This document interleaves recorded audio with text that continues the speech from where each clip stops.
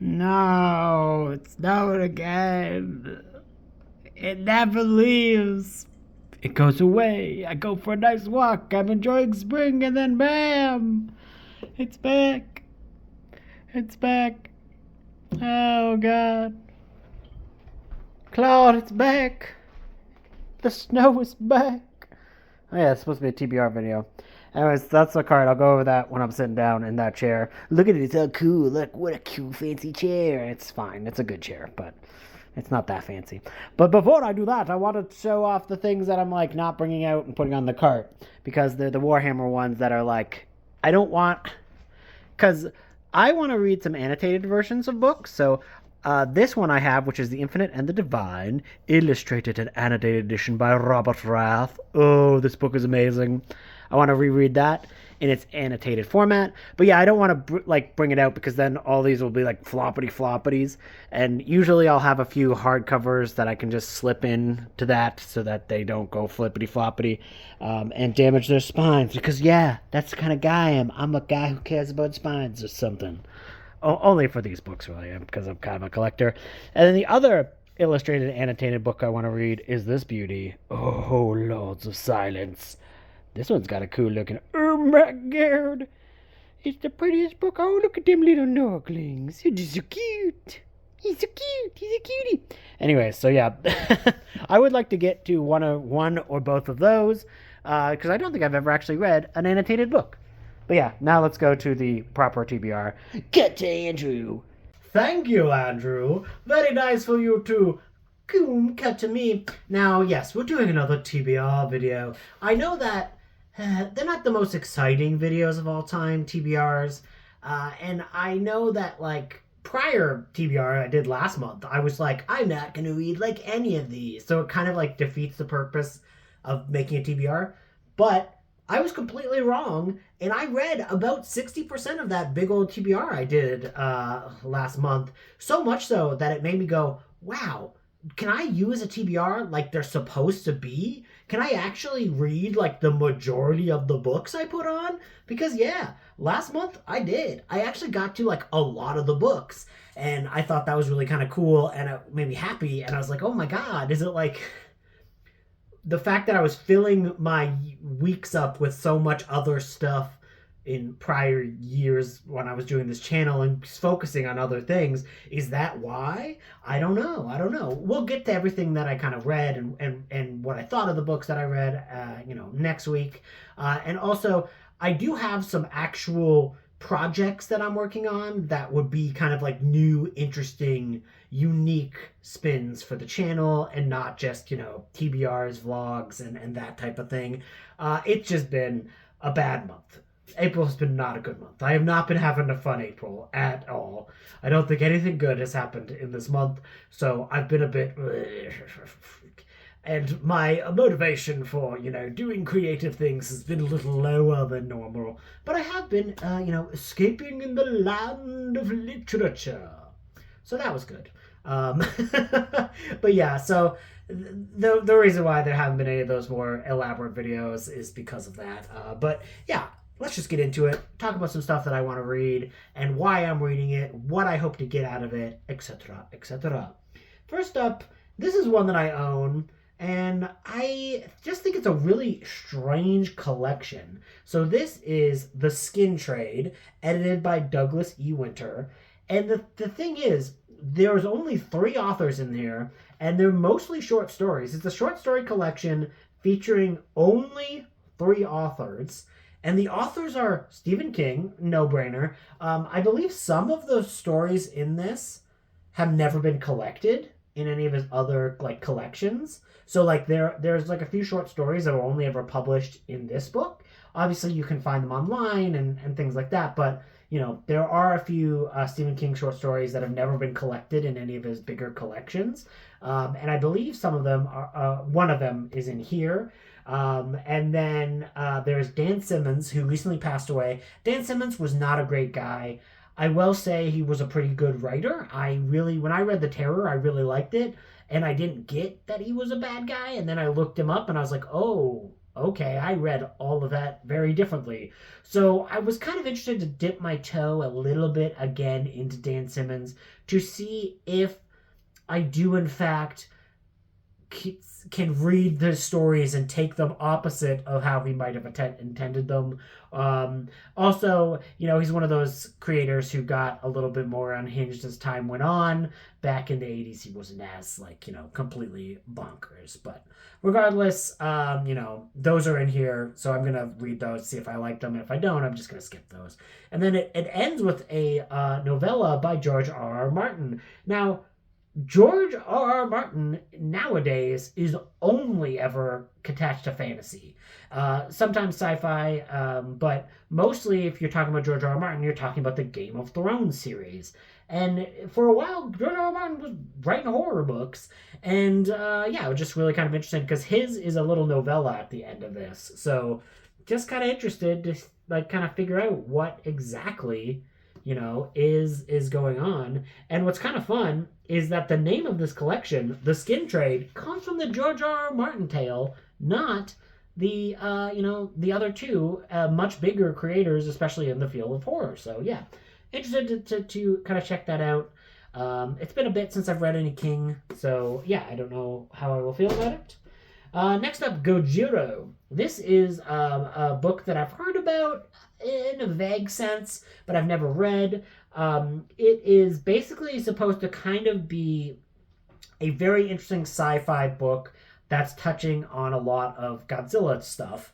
Godzilla in Japan is called Gojira, so this is Gojiro, and yeah, it's described as a post-nuclear, post-punk manifesto of evolution and spiritual redemption. Mark Jacobs's brilliantly inventive Gojiro carves a new niche in the rich diversity of speculative fiction. So yeah, I don't know. It just sounds like a really kind of interesting book with a lot of interesting things to say, and it's kind of trying to take a little bit of a more, let's just say a bit more of a highbrow approach to Godzilla and kaiju. Not that I think that Godzilla is inherently lowbrow. I love Godzilla. He's my favorite thing ever. It's just that's the kind of angle that I believe this book is kind of tackling.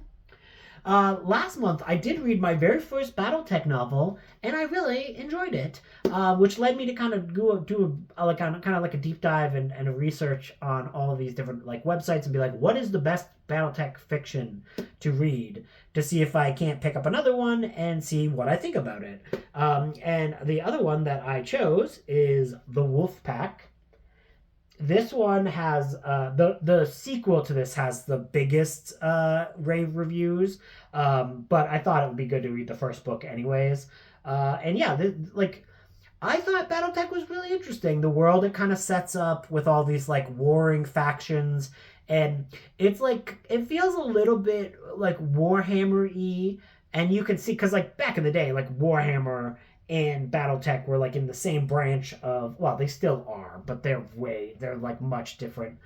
Nowadays, you don't really get the direct competing between the two, but they were basically big competitors back in the day, and that's why there's things like Titans and Knights and those other big stompy robots in Warhammer, is because to kind of go against and kind of match up with BattleTech.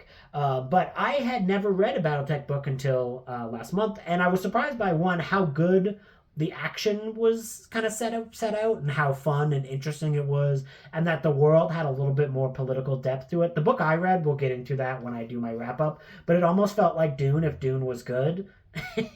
Someone's gonna get mad at me, but Dune doesn't have giant robots, so sorry, Sonny. But yeah, I just want to explore more fiction in this world to eventually just kind of do a video kind of introducing it, because BattleTech is a thing that I've wanted to get into for a while, because these books, you see them a lot of places, but even me, I will sit down and watch a YouTube video, and it just will not sell me to it. The way people introduce BattleTech as a universe, it's just not, they don't get the interesting elements of it, and they don't make it sound compelling. And then I watch it, I thought it was really compelling. I read the book and I really liked it. Made me want to learn more. So yeah, anyway, so I'll get into that when I do my wrap up. This one I was amazed to find for a half decent price.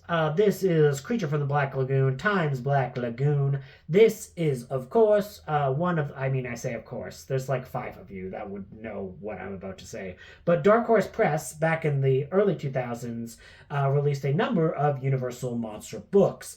Now, so far, the ones I've read have been a mixed bag. So I've read The Wolfman Hunter's Moon, which was like okay. It was like fine.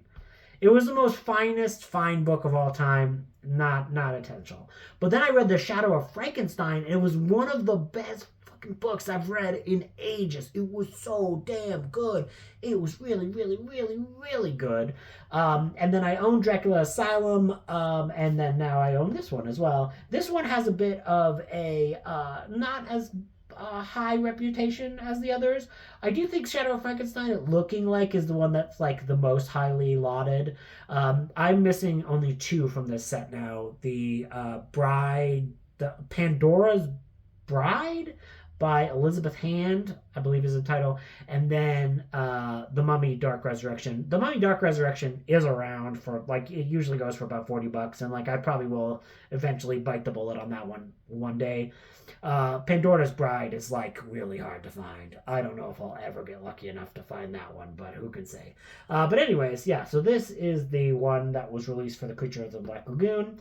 For whatever reason, it seems like when they expand Creature from the Black Lagoon stories, like with the Universal license, specifically about this character, it's kind of a bit of a mixed bag. I mean, they've been doing Universal Monsters comic books lately, and almost every Universal Monsters comic book has been great, other than the Creature from the Black Lagoon one, which was just fine. And not even like bad fine.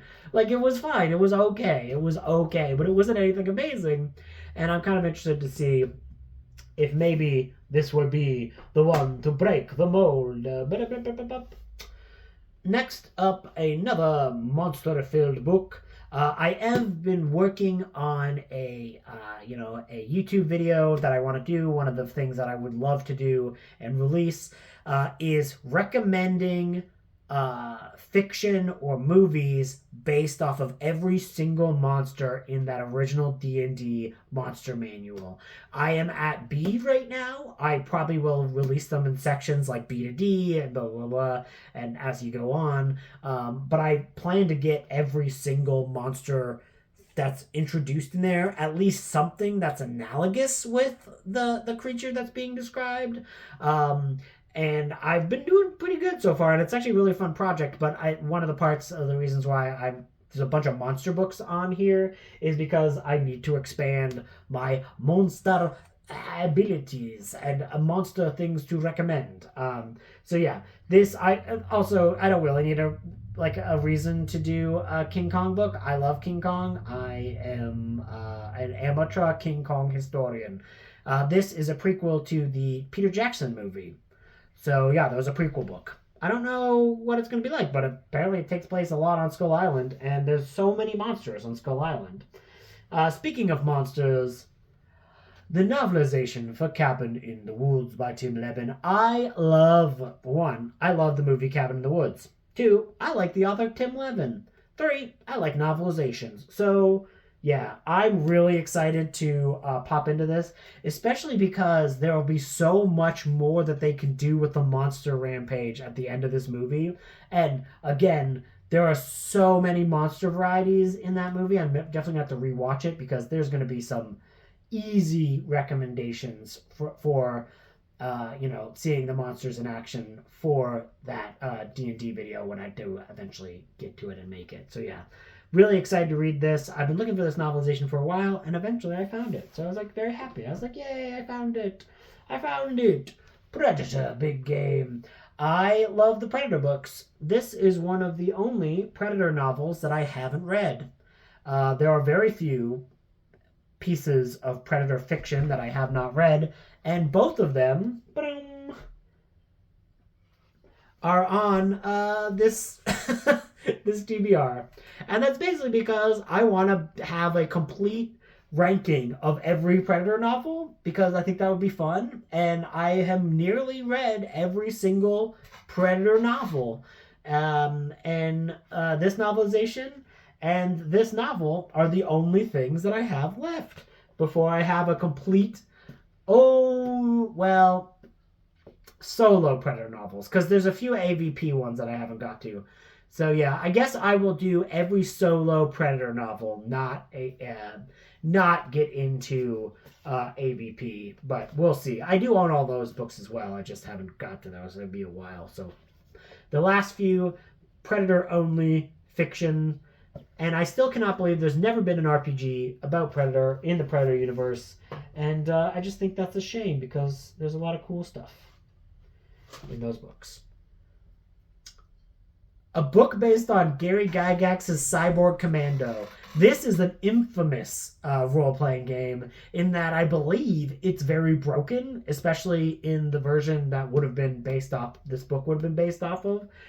So yeah, really excited to dive into that. I do not know how this is going to be. I do kind of like that Pamela O'Neill, it does feel like this is a woman writing, so that's kind of cool. It's a woman author.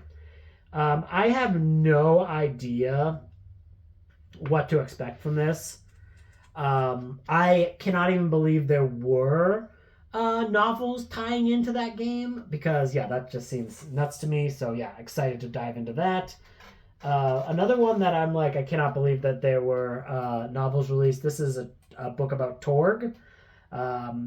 I don't know anything about the role-playing game Torg, but I know it's a thing, and this is a book, and this book looks amazing. Like, there is a guy with an Uzi, and then just like a typical knight, and I'm like, what is gonna go on in this book? Like, I cannot wait. I don't know anything about Torg. I think I looked up Torg once, and I don't remember much about what the universe and what all that stuff is, so I'm really excited to dive into that, because I'm like, what could it be? More stuff for just kind of going through, finding some cool little monster movies for stuff. And this is Bleeding Skull, a 1990s trash horror odyssey. Now, I have gotten like pretty far into this book before. I think I usually, when I sit down to try and read it, I get to like B. Oh, hey, look at that! I literally have a freaking. This is one of my the bookstores. I don't think this place is open anymore, Westgate Books. But yeah, apparently I only got to B last time. But yeah, they're really good, and they're all about straight to VHS weird movies that are really hard to find. And one of the ones that they have released, because they also have a releasing Blu-ray branch where they bring a lot of these movies back to Blu-ray, and they do that with Vinegar Syndrome. And one of the ones that they recommended, Badstone, is a book that's a movie that is very D&D centric. So really excited to dive in more and read more of this and try to find again some cool weird recommendations for monster material, because yeah, monsters be what we're doing, what the theme of the month is. Speaking of monsters, here is a short story collection called The Mammoth Book of Monsters. Fun story, this book. I don't know if it's this one or this is like a sequel one. Like, I mean, like, I don't know if it's this physical copy or I got this from somewhere else after I got rid of the original copy. But when I was going down in high school, when I was going down to Florida with my parents, they were like driving to Florida, and it was like 3 days of driving. It was awful. But we stopped at a bookstore, and the book I bought from that bookstore was this book, The Mammoth Book of Monsters. And I don't think I ever read it. There are a ton of short stories in here with a lot of really highly regarded authors in it. Tons of monsters, because it's the Mammoth Book of Monsters. Definitely going to find some good short stories to recommend for various monsters in the Monster Manual. I want to read some Terminator books, so I want to read this one. Terminator Hour of the Wolf. I feel like I almost read this a lot, but I never have. But I'm believing in myself that I'm going to read it this time. I have faith. You got to have faith. So I have faith that I will, in fact, read Terminator Hour of the Wolf. I don't know what it's about, though. It's probably about a Terminator hanging around a wolf hour. When is the Hour of the Wolf I don't know. There's actually a lot of books that are called The Hour of the Wolf. Wolf's Hour. When is The Hour of the Wolf? I don't know. I don't know. This is just a little short story collection. A horror short story collection.